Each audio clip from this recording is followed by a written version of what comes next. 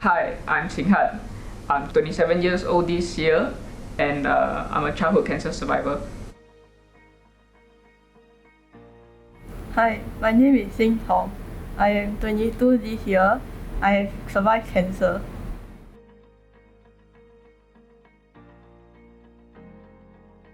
I was diagnosed with cancer in 2008 when I was 12 with medulloblastoma brain tumor.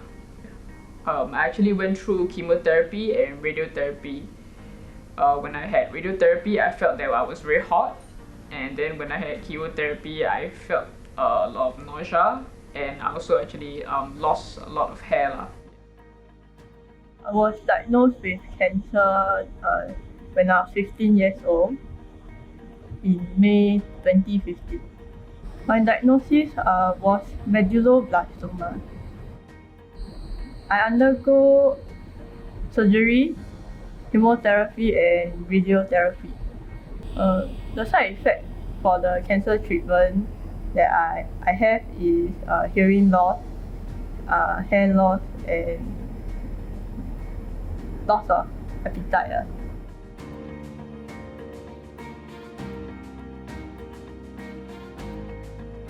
At first, it was quite depressing to see like clumps of my hair on my pillow every morning, and I had to brush it all aside. I remember there was one time there was a hair growth ad on TV at that point in time, and then I actually tried to joke with my mom about it lah. And I said that I would go for the treatment if I had any hair. I was trying to like make a joke to my mom, but in the end, she ended up crying, and then I had to like hug her to console her. When I was undergoing my radiotherapy, midway, my hair started dropping.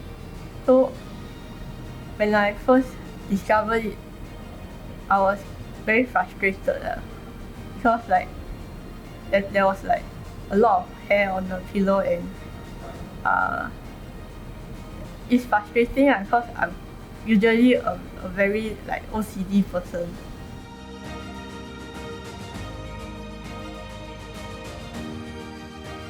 It was tough lah. I had some difficulties interacting with my peers because when I went back to school, everything it's like going into a new environment. When they walk normally in school, I would usually like lag behind them because I cannot walk that fast. Created a barrier between us lah, because I was unable to keep up with them, and like subsequently I was left out. I completed treatment in 2010, around the middle of the year, and after treatment, I actually went back to school.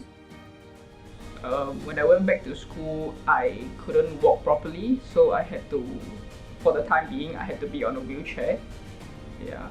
And I also had issues interacting with people because during my treatment, the only time I ever spent was either the hospital or at home. So before I returned to secondary school, CCF actually spoke to my classmates on what cancer is, and actually how they could actually help in my process in going back to a somewhat normal life. CCF actually arranged youth com activities. The first one I actually joined was actually Photo Voice, which it allows me to express myself through photos.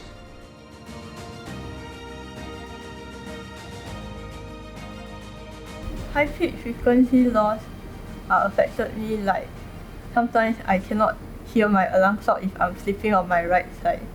And regarding my social life, it did impact a bit of amount lah.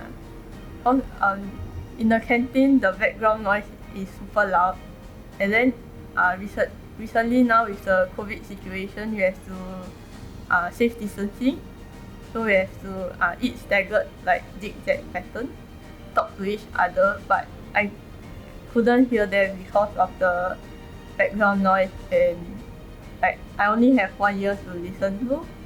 You can talk normally in a noisy environment, but whereas I can't hear anything, or like even if I try, they usually already got off the topic before I can like input in what I have to say.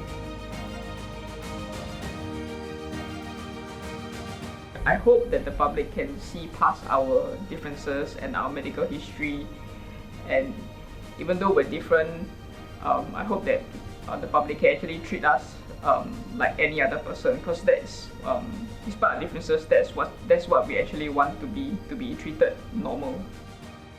I wish the public can learn to emphasize more with childhood cancer survivors.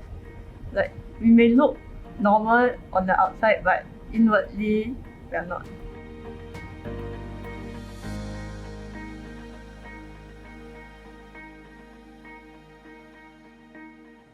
I'm Hai Ying. I'm the CEO of Children's Cancer Foundation. When a child is diagnosed with cancer, the entire family is impacted.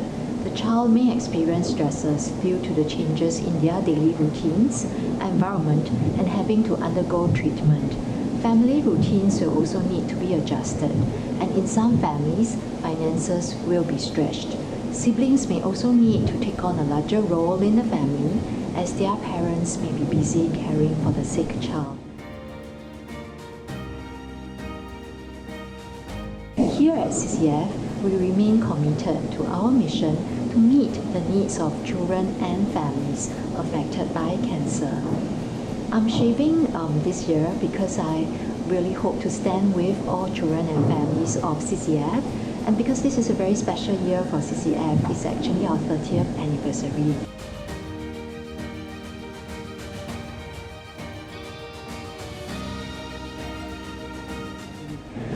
Hair loss is a very common short-term side effect of cancer treatment. It affects the confidence of some children with cancer. By volunteering to shave, we create a community to show these children that hair or no hair, it is okay. And every shaven head also creates a talking point for the public to raise childhood cancer awareness. I shave to stand with all children and families of CCF.